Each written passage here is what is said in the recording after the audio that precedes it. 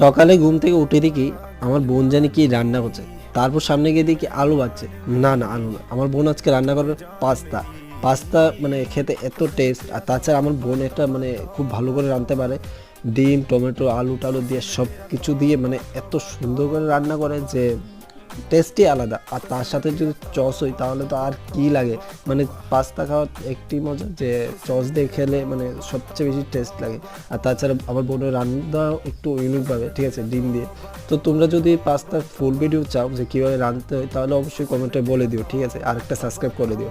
তো তারপর পাস্তাগুলো হয়ে গেল, বোনে একটা বাড়িতে দিচ্ছে, আর তারপর দেখো চস ঢেলে ভাই, চস দিয়ে খেতে এত টেস্ট। আর পাস্তা কথা শুনে আরেকটা কথা মনে পড়ে গেলো, মাম্মা মিয়া।